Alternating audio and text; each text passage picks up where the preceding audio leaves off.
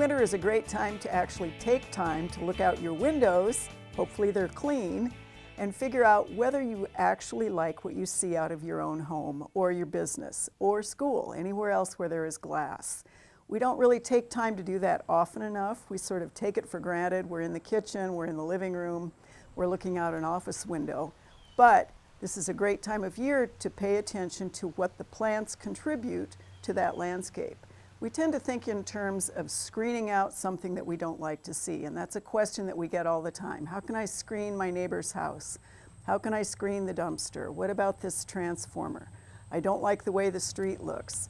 That's a different kind of way of thinking about looking out the windows than to think, what do I want to see, not what do I not want to see. So one of the interesting changes during the winter months, of course, is deciduous trees and shrubs. Those that drop their foliage either early or late, all of a sudden what you didn't know you could see if you're not paying attention is right there in front of your face. Anything from telephone wires to a whole vista that opens up that can really be quite beautiful if you deliberately frame that with other plant materials so you're focused on it. The other plant, of course, that contributes to the winter landscape is anything evergreen or broadleaf evergreen.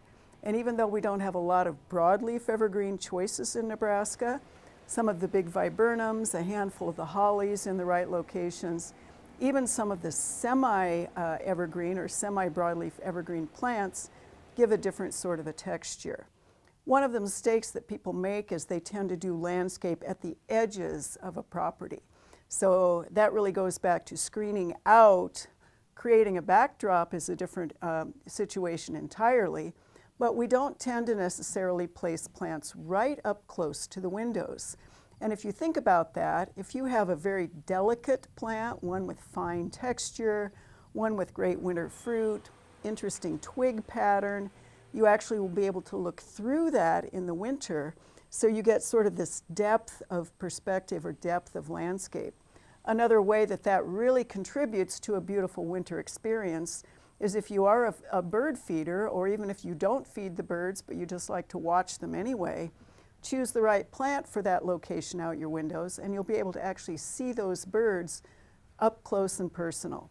As many as 4 pairs of cardinals, maybe the interesting little chickadees, all sorts of birds coming and just fluttering around in that landscape. And of course you can't see that when all of those plants have leaves on them in the summer. So deliberately take a stroll through your own home or your business, look out those windows, think also about the difference about what that landscape looks like if you're just going by outside versus looking at it from within. Because the other thing that happens, you're usually up at least 1.5 feet, maybe 2 stories, maybe 3 stories. The landscape really changes dramatically if you see it from a different elevation.